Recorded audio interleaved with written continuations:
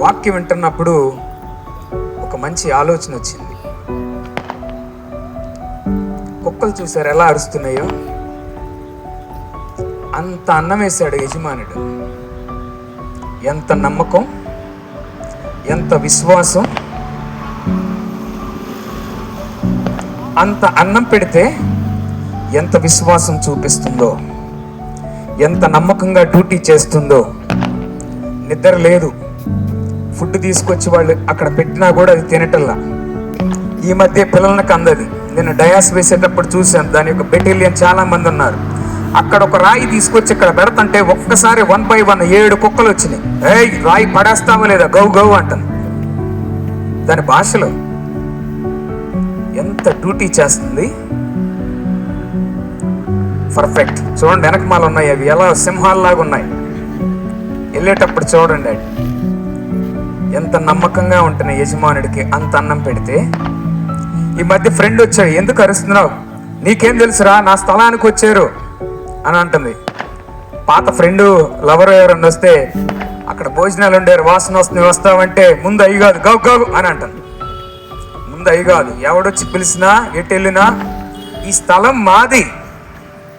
ఎందుకో తెలుసా, మాకు రోజు కాస్త అన్నం పెడతాడు ఆయన, అన్నం పెడతాడే, ఆయన స్థలం ఇది, కాపాడాలనే విశ్వాసం వాటికి ఉంది. ప్రియమైనటువంటి దేవుని బిడ్డలారా,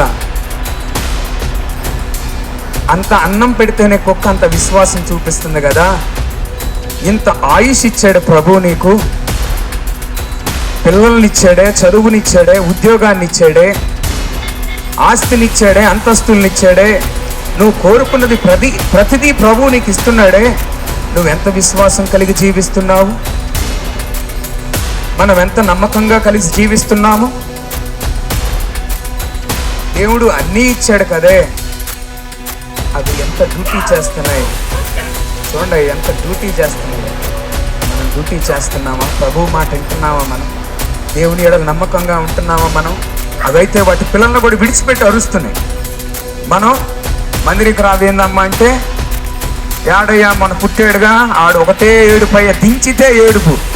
ఇటు రాగానే మళ్ళీ ఇంకొకళ్ళు వచ్చి పట్టుకోవటం, ఇంకొకళ్ళు రాగానే ఇంకొకళ్ళు వచ్చి పట్టుకోవటం. అసలు కాలు కింద పెట్టరు, ఎందుకంటే అంత బాగా చూసుకుంటారు. మందిరం తర్వాత వెళ్ళొచ్చులే అని అనుకుంటూ ఉంటారు. వాటికి కూడా అర్థమైంది అనుకుంటా భాష, మా మీద ఏదో చెప్తున్నాడు అన్నట్టు అరుస్తున్నాయి. దేవునికి మహిమ కలుగును గాక. నా యొక్క మాటలు నేను ముగించి వేస్తున్నాను. మనం కూడా నమ్మకంగా విశ్వాసంగా ఉండాలి. దేవుడు మనకు ఆరోగ్యాన్ని, విశ్వాసాన్ని ఇచ్చాడు మనకి. సో అలాంటి దేవుడు మనకి ఎంతగానో చూపిస్తున్నటువంటి దేవుణ్ణి ఈరోజు రాంబట్ల పాలెంలో సజీవులుగా నిన్ను నన్ను చేసిన ప్రభు, నిన్ను నన్ను సజీవులుగా చేసి తీసుకొచ్చినటువంటి ప్రభు ఈ మాటలు నీకు అందించాలని ప్రభు ఇష్టమై ఉన్నది. నీకు ఆరోగ్యం, ఆయుష్ అంతా ఇచ్చినటువంటి ప్రభు ఈ రాత్రి నీతో మాట్లాడాలని, సేవకుల ద్వారా మాట్లాడాలని దేవుడు ఇక్కడికి తీసుకొచ్చాడు.